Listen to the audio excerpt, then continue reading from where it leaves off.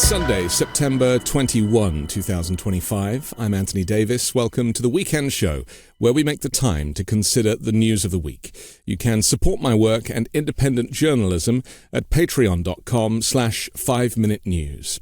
Our guest today is an investigator, writer, founder, and Iraq combat veteran who studies disinformation and domestic extremist movements and runs a non-profit dedicated to upholding democratic values and countering the rise of authoritarianism. Kristofer Goldsmith, welcome back to the Weekend Show. Thanks for having me.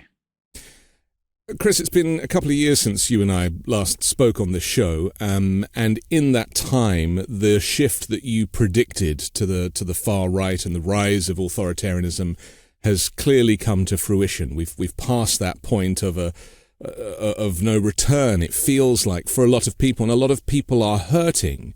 Are you surprised it's happened as quickly as it has, or is this kind of in line with your predictions?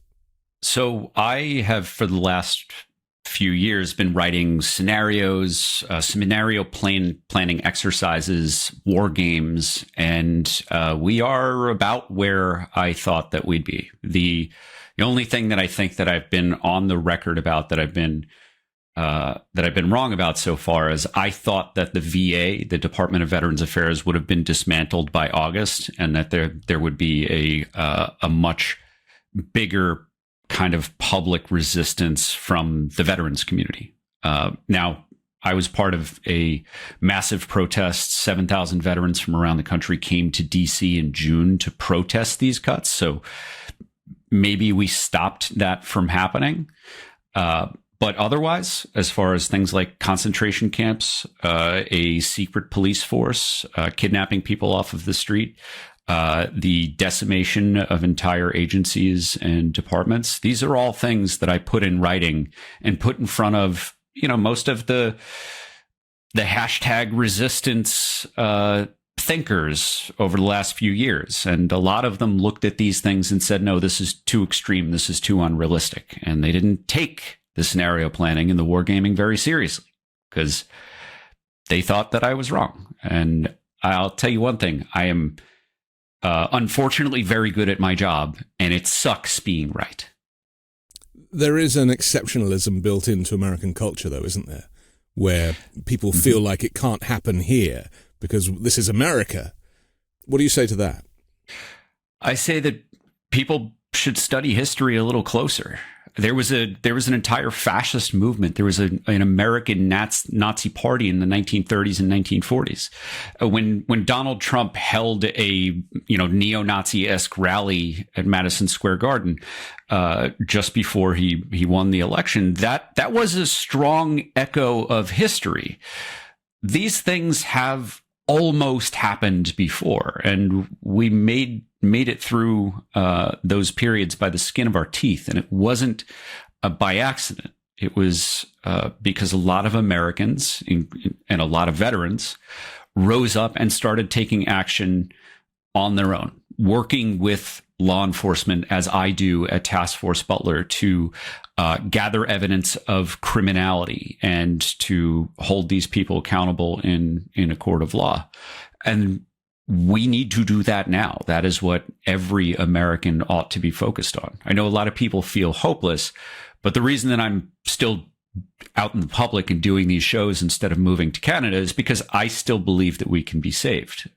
But we're not going to be saved by someone else. It's got to be us.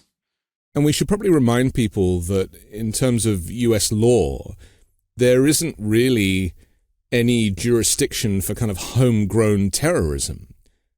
Just explain that to people, because it seems ridiculous, doesn't it? Yeah. So the big worry with Congress, with any law about domestic terrorism, it really comes out of or was strengthened by the global war on terror and the Patriot Act and the excesses that we saw during that period, namely the violation of privacy rights of people who practiced Islam or were from the Middle East. Right. I grew up as a New Yorker. I was 16 years old when the Twin Towers were hit. Right. I remember the the racism and the Islamophobia that was palpable back then. And that wasn't just regular people, that was people in government too. So we have, for better or worse, recognized that if there are domestic terrorism laws, that we don't trust one another to govern responsibly with the extraordinary powers that would come with that designation. However, as of the time that we are recording this right now, Trump tweeted on his, discount version of Twitter platform last night that he was going to make Antifa a domestic terrorist organization. He was going to do that designation. That's not the way that the law works, but we've seen how this administration acts and how the courts respond. I run an organization called Veterans Fighting Fascism. I am going to be on the list. And, I don't know what's going to happen. It probably means that the IRS is going to be leveraged against me. People in the FBI work with me. There are case files where I'm both a victim and a witness. I have provided evidence of criminality for domestic extremists for years.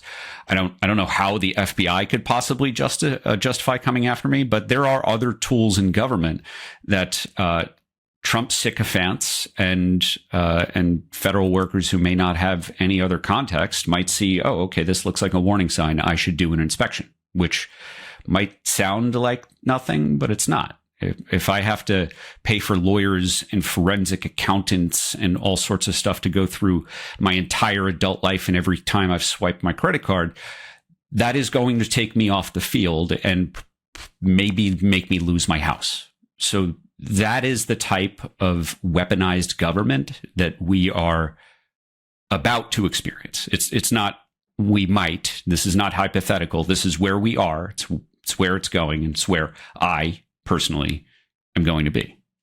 The language he used in that post on Truth Social, I am pleased to inform our many USA patriots. Mm-hmm.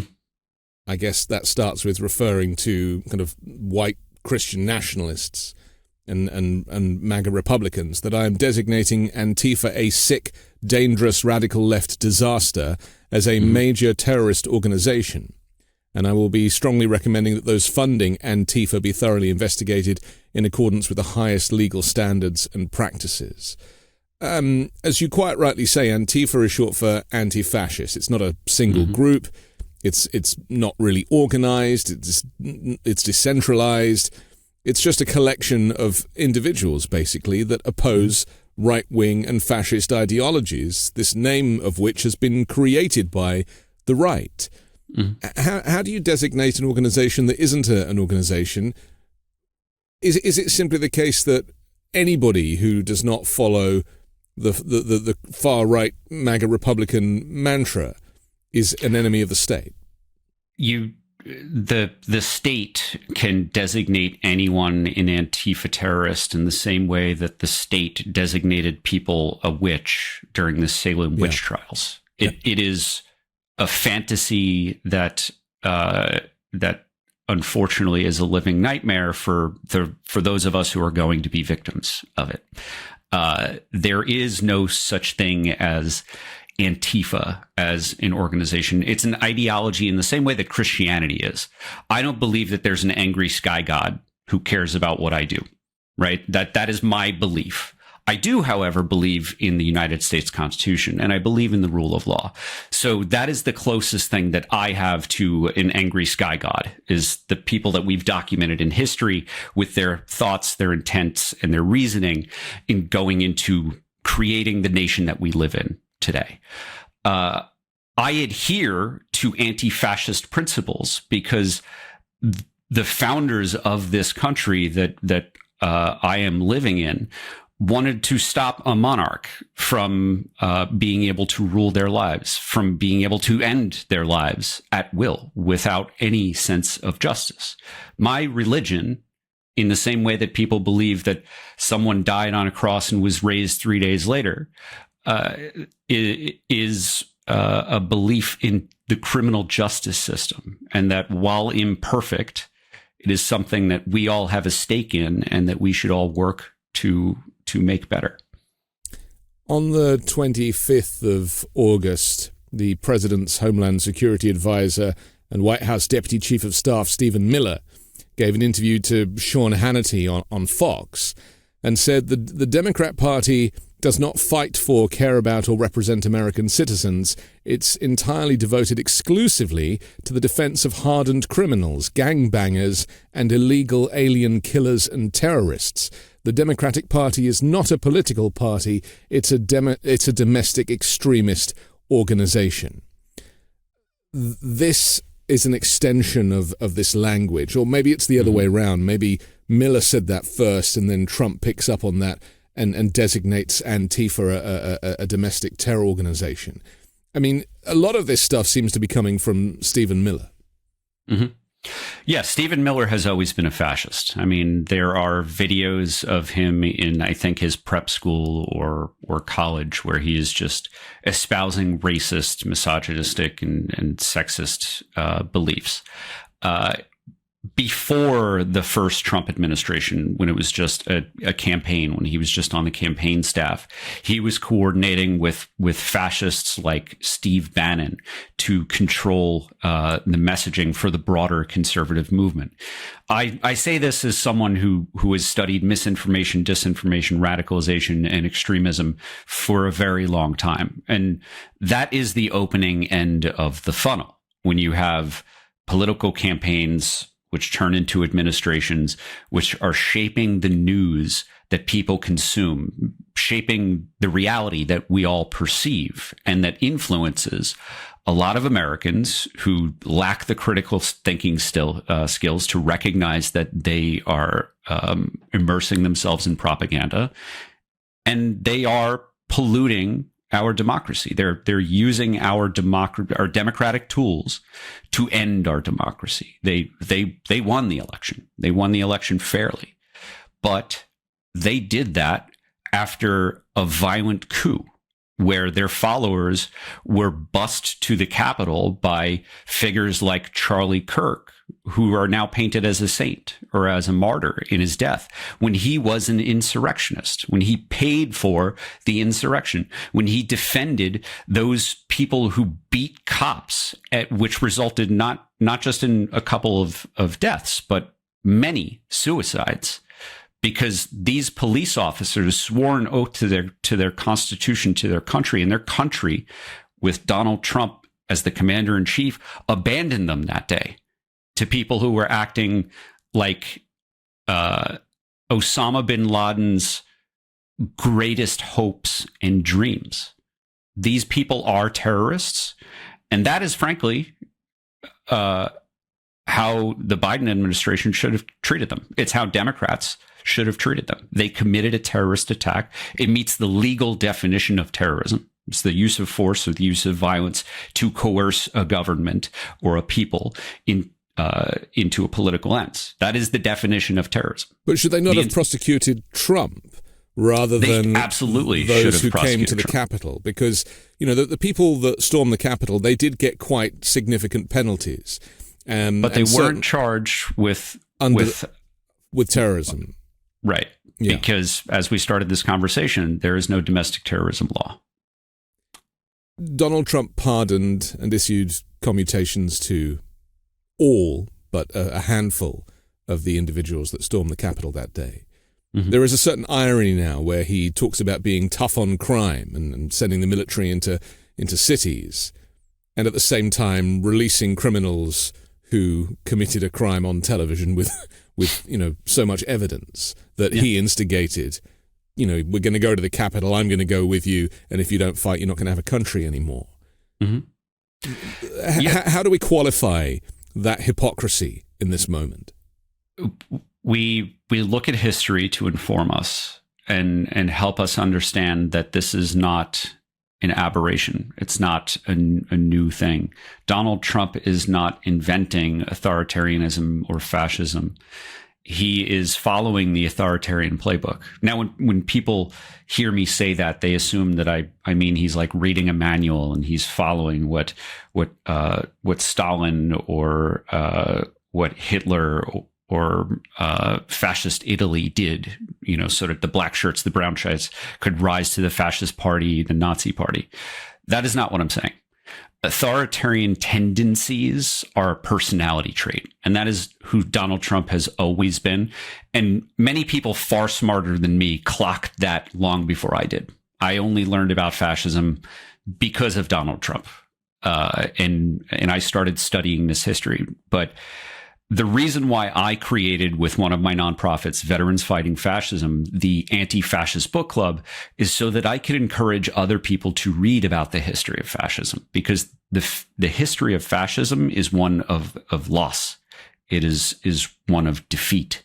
Now, it may take 4 years or it may take 40 years, but fascism always loses and democracy does rise again.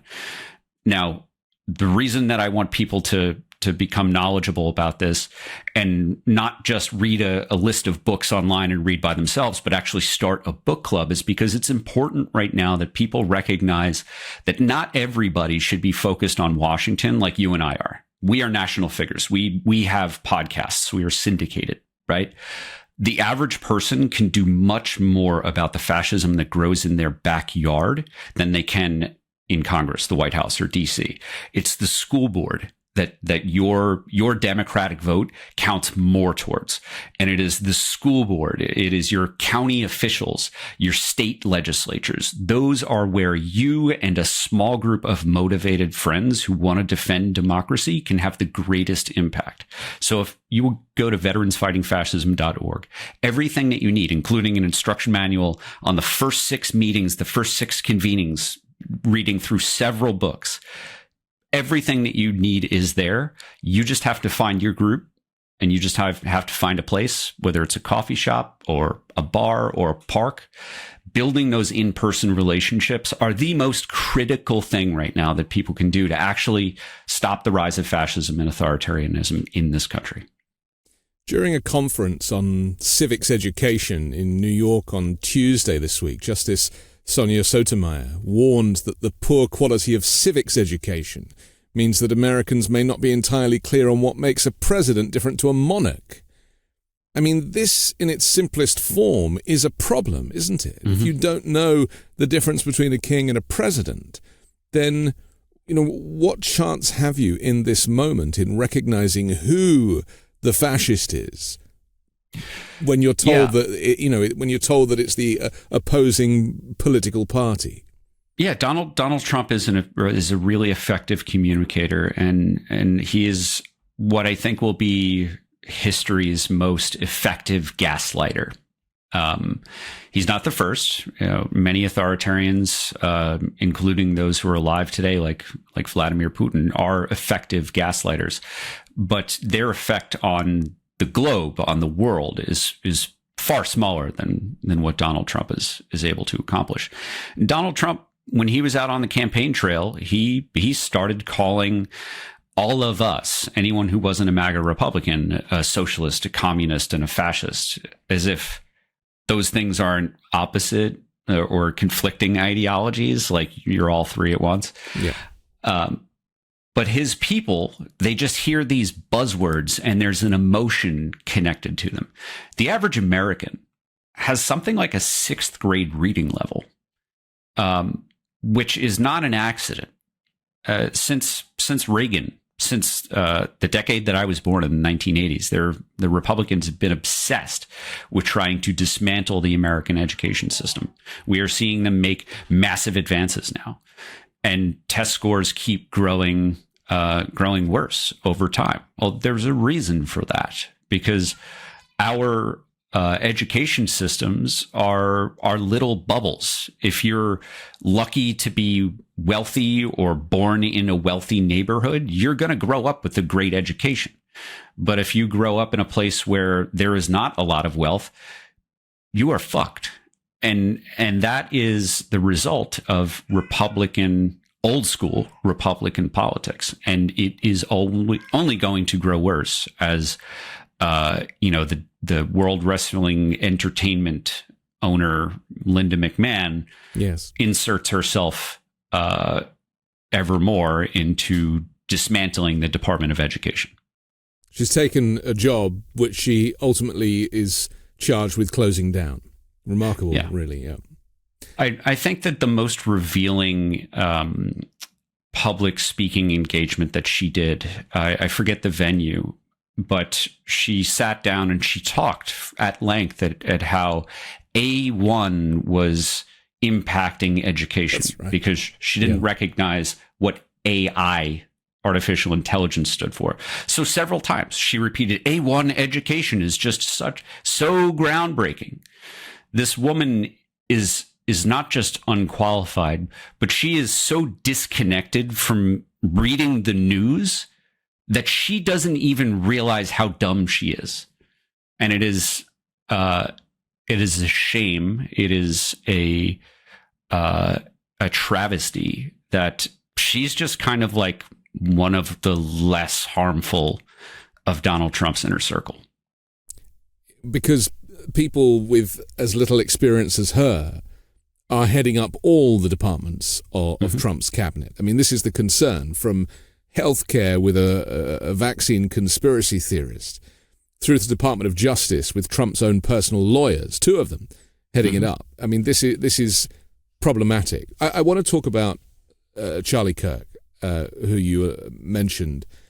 This week, the story that has really kind of rocked not just the US, but actually right across the world is the news that Jimmy Kimmel Live has been indefinitely dropped by ABC over Kimmel's remarks about Charlie Kirk, which were really, nothing specific. He was playing audio of Donald Trump and Charlie Kirk's own words. I mean, it's not really necessary to kind of add anything to that, to the narrative when they're, doing so much of it themselves. But what has changed here, I guess, is a very kind of clear and direct and specific decision to silence free speech and claim that it is hate speech. And even Pam Bondi, the Attorney General, had to walk back some remarks she said about them criminalizing hate speech, because, of course, the people on the right wouldn't want that either. But in the wake of Charlie Kirk's tragic assassination, Trump did a video message from the Oval Office and called Kirk a martyr for truth and freedom. He condemned the demonizing of political opponents in the US and at the same time claimed that the radical left was directly responsible for Kirk's assassination. Again, the hypocrisy, accusing people of inflammatory language and in the same breath using inflammatory language. This is where America finds itself right now. Yeah, Donald Trump, during his first term, inspired the person that we used to call the MAGA bomber. Remember the guy who lived in the van with the Trump stickers all over it, who mailed pipe bombs to CNN and other newsrooms? We have collectively, I think, forgotten that Donald Trump's candidacy and his rule has been defined by inspiring domestic terrorists. Now, Charlie Kirk is not a good guy. He was not a good guy. He should not be remembered or memorialized or whitewashed that way. Charlie Kirk was at least intelligent enough to know the damage that he was doing. He was a bad faith debater who used logical fallacies deliberately, because you cannot speak that much, that often to that many people and not learn what logical fallacies are, right? So he was intentionally misleading people, lying to people, spreading disinformation throughout his entire public life. One of his most effective, but unknown to us, to normal people, one of his most effective projects was what he called the Professor Watch List, which was effectively a hit list. He managed a list of what grew to at least, and it may be many more, at least 800 professors. More often than not, either women, members of the LGBTQ community, or people of color who were teaching about their own communities, the history of racism, anti-racism, slavery, gender science, women's studies, and feminism. history, and science. Charlie Kirk would put them on this public list and make them targets, coordinating with Breitbart and Fox News and all of these tremendous media outlets, which combined have unfathomable amounts of influence and wealth and resources. And he would ruin these people's lives. Now, his objective was very clearly to get these professors fired. But the effect, which he knew because of public reporting and because I know that he knew how to read, he knew that the people who he put on that list would receive swarms of racist death threats, of rape threats. The threats would not just go to the professor themselves, but to their children, to their homes, to their families. He broke apart communities and he broke apart families. And I don't know this for certain, but I suspect as a mental health advocate, as someone who's studied suicidology, I suspect that Charlie Kirk's actions directly led to suicides. I don't know for sure, but all of the evidence is there for me to be able to confidently say that it's very likely that Charlie Kirk led to people ending their own lives because of those racist death threats, those rape threats that would hit families. And to see so many political pundits and politicians of all stripes, identifying as liberal, progressive, conservative, Republican, who are well-meaning people, generally speaking. I'm going to include everyone across the political spectrum. They don't know this. And they are lionizing a man whose greatest legacy was political terrorism for the crime of thinking something Charlie Kirk didn't want or didn't like. And the greatest irony that I'm seeing right now is that all of his followers are living his legacy of punishing people for free speech. That is the true legacy of Charlie Kirk. That is how history will remember him. Even if the MAGAs out there and the people who just don't pay attention to the news, even if they don't think that that's the way that things ought to be or are, that is the objective truth. And that's where the evidence leads us to understand it. His widow has just been announced as the new chief operating officer or chief executive of Turning Point USA, the organization that Kirk founded to mobilize young Christian conservatives, which has seen a massive surge in interest and support, they're saying, since this assassination. And the momentum that has come off the back of this. I mean, the timing is not ideal, considering that Democrats are struggling so much to kind of find their footing, because what this has done is it's been weaponized. It's given license to Trump and his associates to claim that, this is a line in the sand, and anybody who speaks out against Charlie Kirk, let alone the issues that Charlie Kirk espoused, are in some way, breaking the law or being disrespectful. Again, a complete attack on First Amendment rights and free speech. This is the timing of it. If we could just talk to that, because we see the country going in this direction. We see the military on the streets. We see Trump seeking to kind of take over democratic cities and even a train station, and yet the death of Charlie Kirk is giving them a more leverage and a greater platform with which to bring about this hate. Yeah, Charlie Kirk's widow gave what has been widely received as a very moving and emotional speech. And I have no doubt that the expressions of emotion that she has shared are true. But what I heard in that speech that she gave was almost like an American jihad, a religious call to action for their followers. And there's a term called stochastic terrorism, which is something that Charlie used with his hit list, the professor watch list, right? Where he identified specific targets, but didn't tell anyone to harass them or threaten them or send them rape threats, right?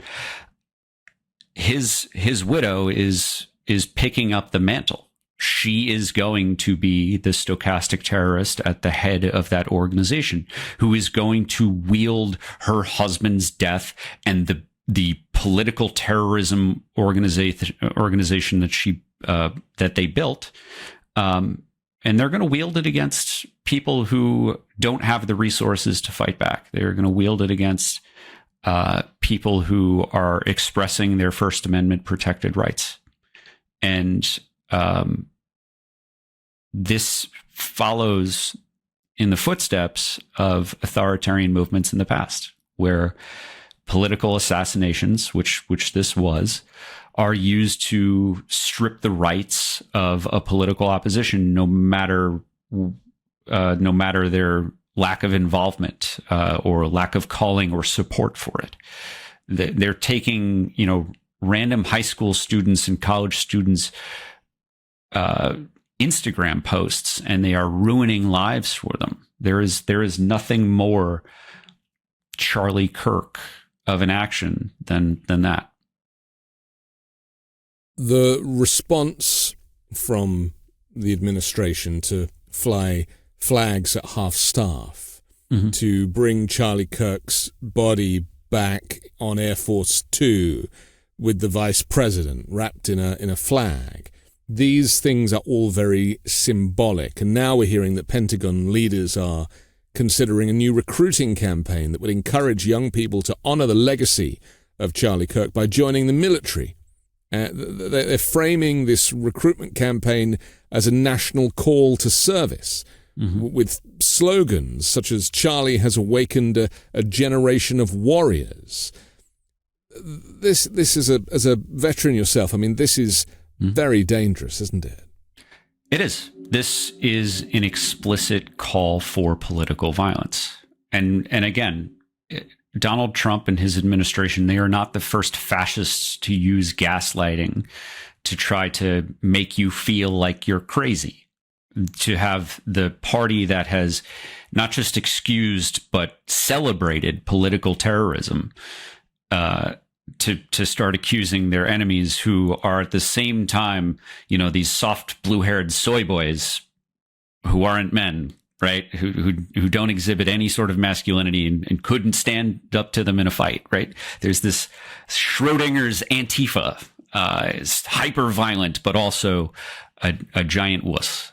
That is deliberate. That is purposeful, because they are whipping up their side into a frenzy, and their objective is not democracy. It is power. It is a unitary leader. It is a fascist dictator.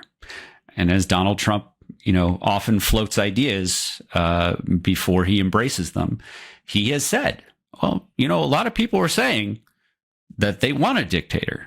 Yeah. Right? He said that in the White House.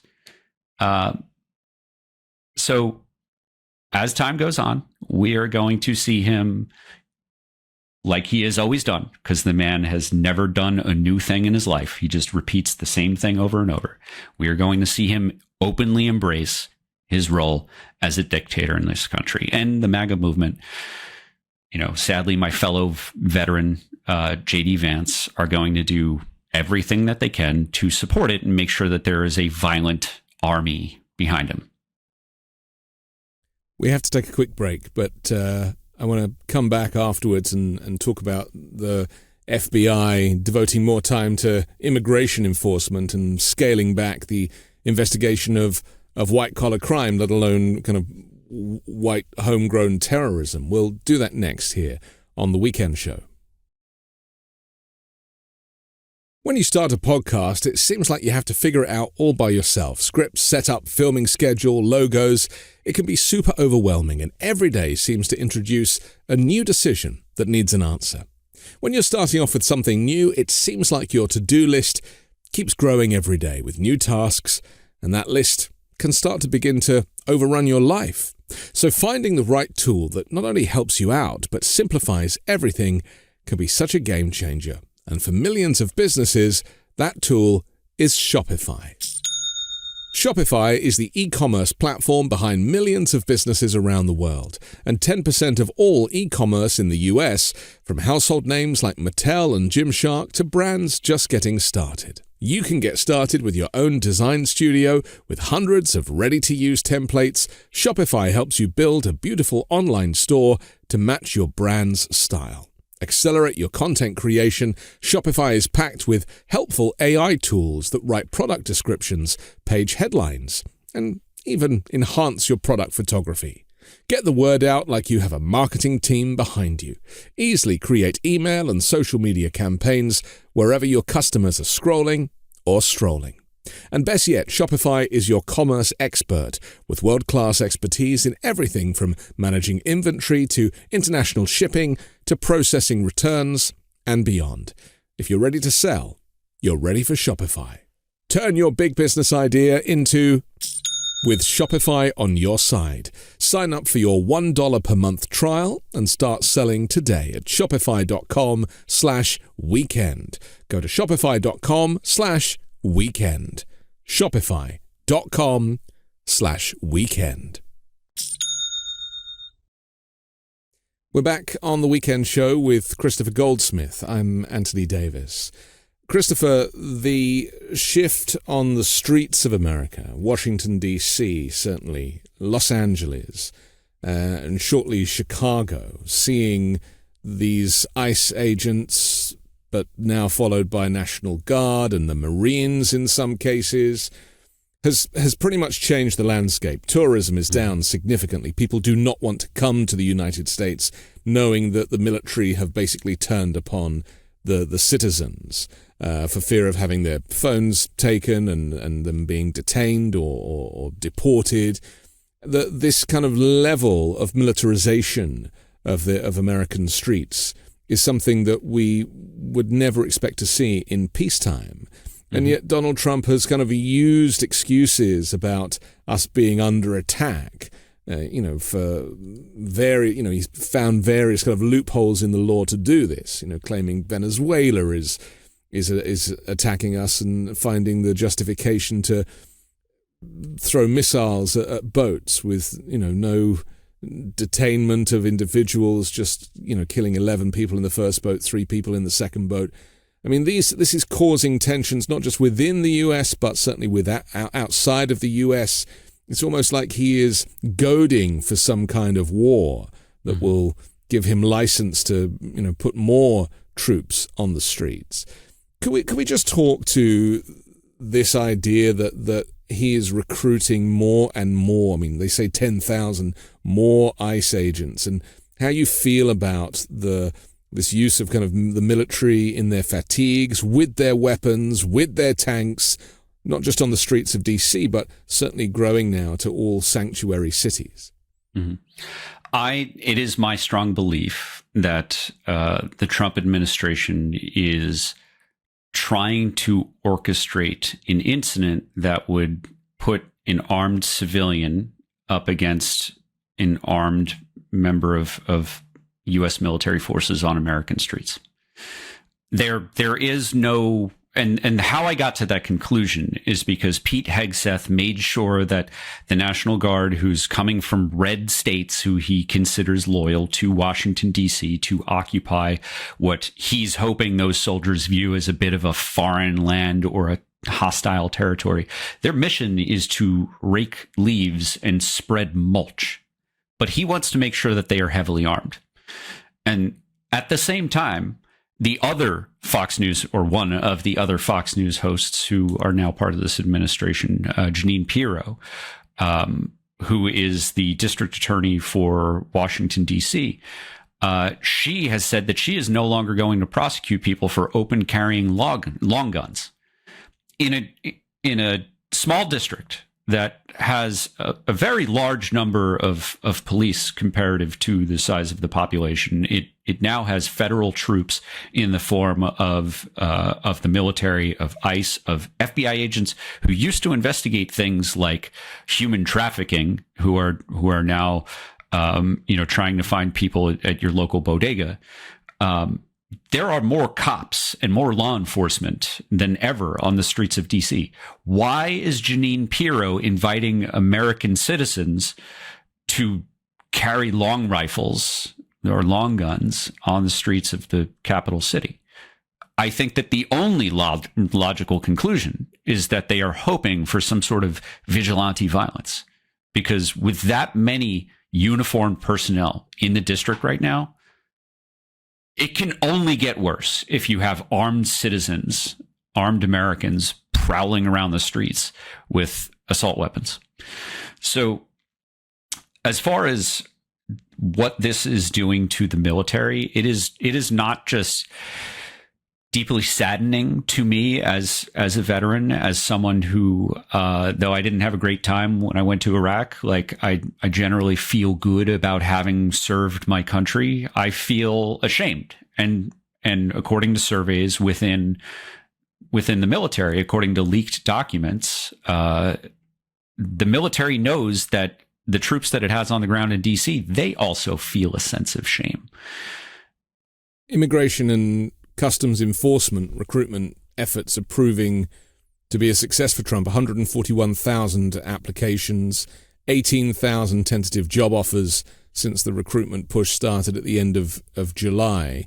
They're offering a $50,000 sign-up bonus, student loan forgiveness, special retirement benefits. I mean, these incentives are beyond what, meanwhile they're firing federal workers because they're disloyal, and yet offering people jobs in this kind of domestic military. Yeah.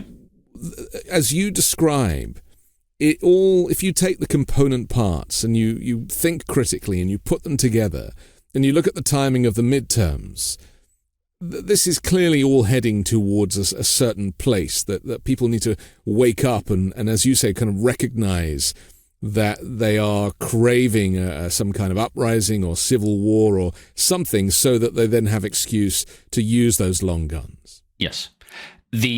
So I served in the United States military. I signed my contract in 2003, the year that I graduated high school. I was in basic training by January of 2004. I got a sign-on bonus of something like $6,000. And for a high school student in that age, that felt like a ton of money.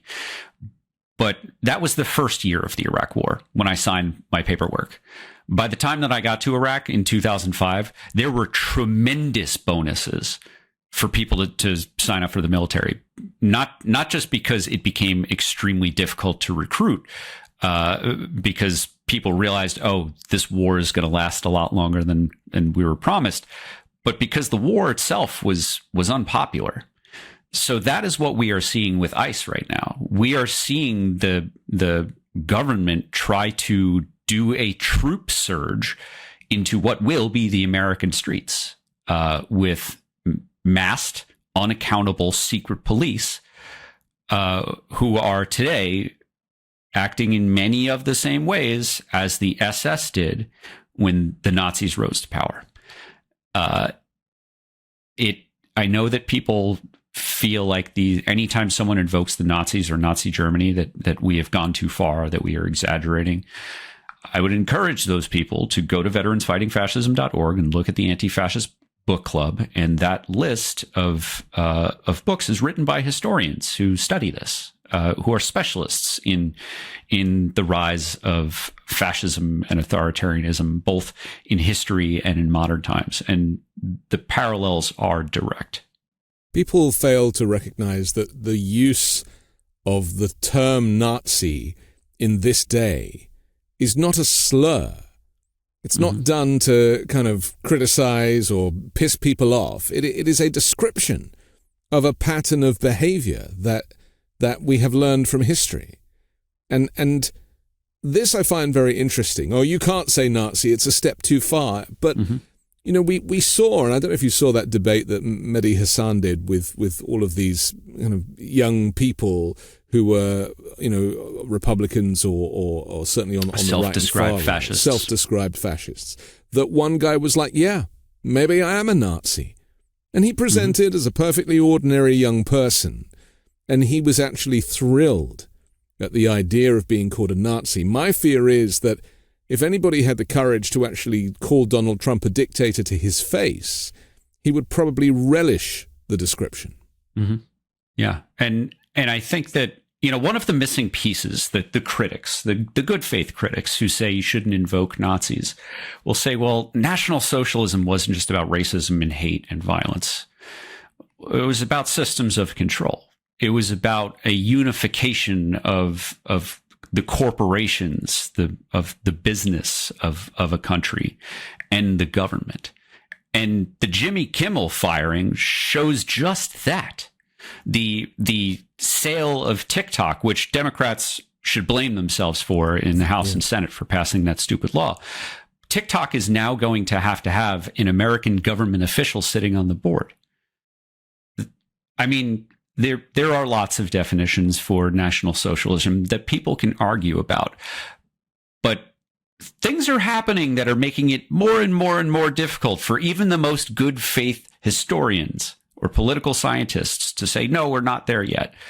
What else do you call it when a corporation, when corporations are colluding with the administration, wielding force against people, violating their First Amendment rights, saying you can't say that. We are going to punish you. We are going to take away your voice. People need to know that the FCC chairman was threatening ABC, CBS, and the rest of the networks if they don't fire these comedians. And in a fascist takeover, in an authoritarian takeover, some of the first victims, as far as professions go, are comedians because they speak the truth. Yes, and they are absolutists when it comes to responsible use of and strong use of our First Amendments. And we are watching National Socialism in every definition that you can find, like coming to fruition here in the United States. The new Federal Communications Commission chair is Brendan Carr, Trump appointee. He warned publicly that broadcasters risked fines or even license revocation if they continued to air Kimmel's program. And so, as you described, this is exactly, the tying in the corporations with the government, supposedly a regulator. I mean, this is, again, this stuff is, it's not sexy enough for people to really care. The moment you say FCC, people fall asleep. Yeah. But that is problematic, isn't it? And talking about mega conglomerates like Disney and like Sinclair and Tegna right now, who have bought up hundreds and hundreds of local news stations who may be ABC or Fox or CBS affiliates. So when you turn on, for me, it's like Channel 4, and Channel 4 is NBC, Channel 5 is Fox 5. Mm-hmm. Those in New York are owned by the big companies, by the corporations. But if you live in rural Pennsylvania or, Kentucky, and you've got an ABC or a CBS or a Fox, there's a very high chance that it's owned by one of just a small handful of these conglomerates. And it was Sinclair, one of these mega conglomerates, that has been pushing must reads, which means these are things that everyone in every single station has to cover this story. Here's a script, which is Orwellian as it gets. Yeah. Sinclair wrote to the mothership and said that we are not going to have Jimmy Kimmel anywhere in any of the stations. And that is because Sinclair is a fascist run organization that is trying to align itself with Trump. And it was remarks about, not about Trump really, but about Charlie Kirk that instigated this, that clearly emotions and tensions are running so high, and that, Charlie Kirk is charged with helping to get Donald Trump elected, amongst other things. And so there really is this kind of, is there much space between Charlie Kirk and the White House? I mean, he was in the White House all the time. He was contributing to policy. He was working with Stephen Miller. I mean, these people are all very much part of this regime change that isn't just moving the political position in the US as a whole, which is a minority position. We should remind people the US, when polled nationally, is a majority progressive thinking country on all of these hot button issues that Charlie Kirk was dead against, including abortion, and shifting the whole country on its axis, including away from Europe and towards Russia. I mean, this is going to have ramifications on the world stage if it isn't already. Certainly when we see Donald Trump kind of claiming that he's going to sanction Putin and just never does. This keeps happening. Marco Rubio is running out of excuses when he's asked by the media. Why haven't you done anything about it? Well, in 2 weeks. The Vice President of the United States broadcast for 2 hours on Charlie Kirk's show from the White House threats against Democrats and liberals and progressives, branding us with Stephen Miller as a terrorist movement. I used to be a Republican once upon a time. When I was in the Army, I was a Republican. And I remember a time when my peers, my fellow Republicans and libertarians, would be absolutely disturbed of the idea of state-sponsored media. But in the year of 2025, we have Republicans, people who at least have Republican next to their name, who are in office or who are voters, who apparently want to be more like North Korea or communist China, where you have the party projecting its message and communicating threats to its political opposition, saying that it's going to use all of the powers of the government to squelch their speech, their freedom of assembly. This is profoundly fucking disturbing. And I feel like for the last 10 years, we have heard folks like Ruth Ben-Ghiat, author of Strongmen, talking about how we are sleepwalking into authoritarianism, meaning that we are not reacting in the way that we should if we were fully awake. It is my hope that more people are waking up today and are recognizing how unusual and how threatening it is to have state-sponsored media the way that we do today. These individuals that are being hand-selected for ICE, as well as senior military leaders. I mean, Trump fired the Joint Chiefs of Staff and brought in people that were more politically aligned. Not to mention who you already alluded to, Pete Hegseth, former Fox Weekend host, who was briefly in the military, refers to kind of war fighters, we shouldn't kind of not mention the fact that they're rebranding the Department of Defense, the Department of War. I mean, that is in direct contradiction to what they claim about stopping wars, ending wars, no new wars, and yet to go on the defensive, on the offense as opposed to the defense with this description is pretty horrifying, actually. If anything, it is igniting tensions. What is going to be the result of military appointees, but also people, even on the ground, like ICE agents, being far-right nationalists, being Trump loyalists? How does that change things in this country? So I have spent the last 5 years in a very small niche industry. Rolling Stone wrote an article. The headline was "The Neo-Nazi Hunter Next Door." Right? That is what I do for a living. I gather evidence of extremist movements and hold them accountable in a court of law. My industry of people fighting extremism, radicalization, misinformation, disinformation has been persecuted by Jim Jordan and his weaponization committee for years. And the Democratic Party and the apparatus around it of foundations that J.D. Vance is now accusing of funding Antifa, very ironically, never came to our aid, never helped us. I've been running these nonprofits without pay for well over a year and a half. And we're in a moment when people are like, oh, well, why are you still worried about like the Nazis jumping out of the back of the U-Haul trucks when we have ICE? Well, who the fuck do you think is joining ICE right now? And wouldn't it be nice if me and my team had a database where we could identify known neo-Nazis as they're joining state forces? Wouldn't it be nice? But unfortunately, that didn't happen because all of the people in the positions of power in the fantasy land that JD Vance thinks that we were sprinkled with money, that never actually happened. We've people in my industry have been starving, burning themselves out, and leaving because for 5 years we were after January 6th, especially when there's a surge of volunteers. We've been looking at the worst stuff that exists on the planet, let alone in the United States, and we've been paying with our health.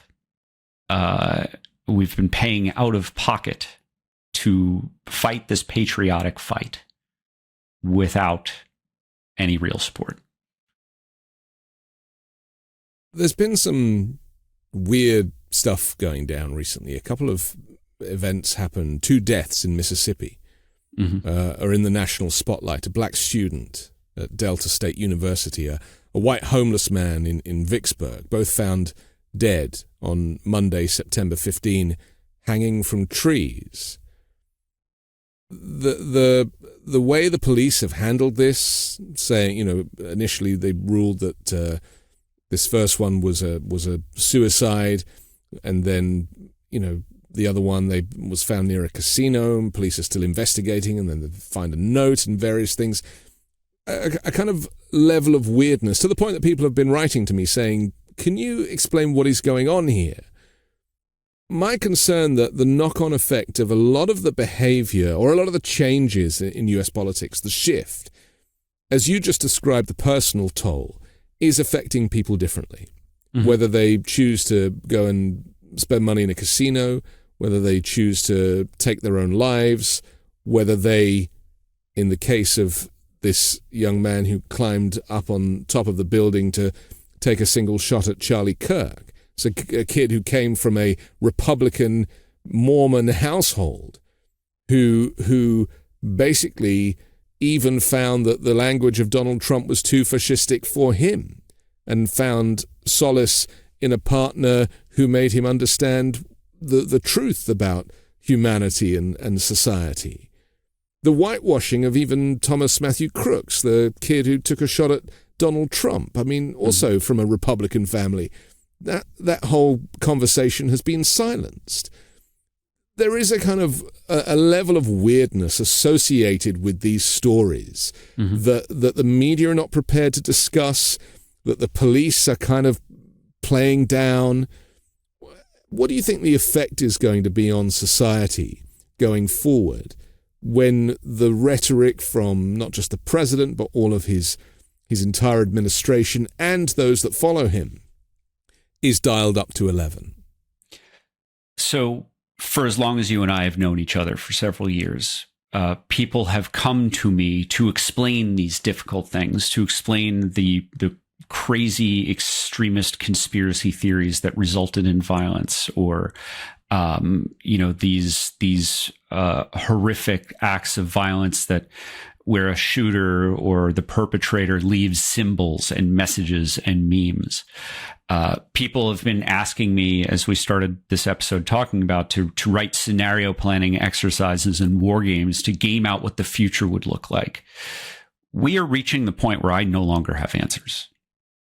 And that scares me, because I know that people on the other side of people who are working in the FBI, who are generally patriotic, great, I mean, not overwhelmingly, they are overwhelmingly good, patriotic Americans.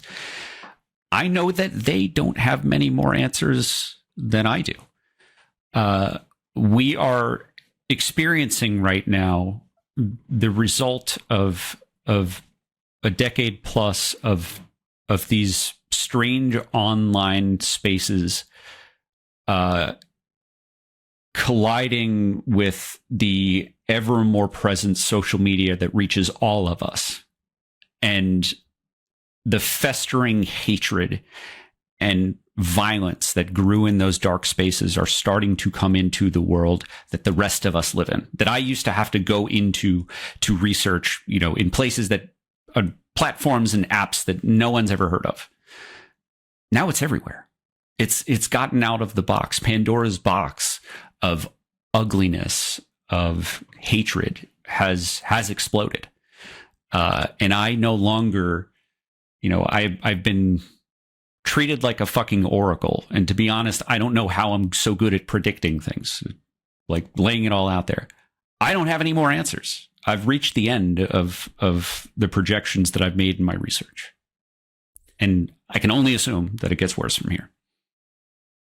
And to really highlight this point, after the assassination of Charlie Kirk, the new FBI director, who himself is a conspiracy theorist, former kind of podcaster, Kash Patel, steps up to the microphone after making a bunch of false statements about who they had captured, which had to be retracted, and says, to my friend Charlie Kirk, I'll see you in Valhalla. Mm-hmm. And, the media didn't really pick up on this, but as I understand it, Valhalla has been co-opted by the far right, to the extent that the person who attacked 2 mosques in Christchurch, New Zealand in 2019 also said in his farewell note, I will see you all in Valhalla. And while some people kind of, they just ignored it and said, oh, it's a thing about Vikings and it's in movies and computer games, any kind of deep analysis will expose the fact that this is messaging, as I see it. This is communicating to this audience of the far right. He said, we have the watch now. What do you think he really meant there? And how do you translate that use of language? It is far less nefarious and far dumber than you might think. And that is, Kash Patel is cosplaying as a soldier, as a veteran. The Valhalla thing, I'll see you in Valhalla thing, became very popular in the American military and veterans community over the last 20 years. It was a way for us who may not be religious to kind of find this like unity thing. There are certain things about the military that you could never understand unless you're there. Like, we do not say goodbye. We don't say goodbye. The words goodbye don't come out of our mouths. We say, I'll see you next time. I'll see you later. Because when someone goes out on patrol and you say goodbye, you've said goodbye. And that is something you can't take back, right? So whether it's not superstition's not the right word. It's just a culture that we have built. And Kash Patel wants to be one of us. And that was his pathetic and disgusting attempt at stolen valor, to pretend as if he is actually a law enforcement guy, which he's not. He's a lawyer. Like, yes, he was confirmed, unfortunately, but he doesn't know the first thing about law enforcement, let alone any sort of other uniformed service. So I don't think that he had any idea that he was repeating the last words of the Christchurch shooter, which an FBI director should probably know that. But, Donald Trump wanted to make sure that we had a podcaster, a loyalist, an extremist, and a conspiracy theorist as the FBI director. And this is the world that we have to live in, as dumb as it is today. Finally, Chris, we have to finish in a second, but what would you say to people who are, as you are and as I am, feeling a lot of feels right now? There is a lot of uncertainty and nervousness. People who can get out are getting out. People are leaving the country. People who have family in other countries and can get passports are taking advantage of their ancestry to do that, moving to Ireland or, places that anywhere other than the US. What would you say to people who are here, who cannot leave, who don't have the means to kind of remove themselves from this rise of authoritarianism? How do people go forward? How do they feel safe in this moment? So the social media algorithms recognize that people like me who fit my demographic and social media activity are considering moving to other countries because I'm getting a lot of ads on meta platforms and everything else to fast track citizenship and visas. So this is something that I know that many Americans are being served, and that is helping reinforce this idea of maybe I really should escape because I'm seeing this so often. I want to encourage people to, even if they do have the means to leave our country, recognize that the fewer people that we have who support democracy in the United States, the easier it is for the fascists to win. And having a fascist United States of America is bad for the entire world, and it will touch you no matter where you go. So that is one part. But this may sound callous, but to people who are feeling these feelings, I want to say, welcome. I've been here a long time. And I'm still here, still fighting. I'm still putting myself out there. You know, it is not easy. You know, having my family threatened not by anonymous people online, but by people who end up getting locked away on federal charges because they're serious criminals. I have chosen to embrace this life because, you know, when I was 5 years old and my granduncles were still alive, all of those who fought in World War II, I loved them. I love their camaraderie. They were all former sailors and soldiers. And I loved, as flawed as America is, the idea of fighting for my country. Now, I did join the army and went to Iraq, which is a bullshit war, so I never really got to fight for my country in that way. It is a rewarding experience to stay here and fight. It is a rewarding experience to fight against violence using the rule of law. It is a rewarding experience to grow a community around things like I keep pitching the Anti-Fascist Book Club, the instructions of which you can find at veteransfightingfascism.org. It is exciting to me to have my own new podcast, the Find Out podcast, with a bunch of other white dudes for Harris, a bunch of dudes who just met online, who are talking about what it's like. I'm a brand new father. I've got a 3-month-old. We're talking about what it's like to raise a little girl in Trump's America.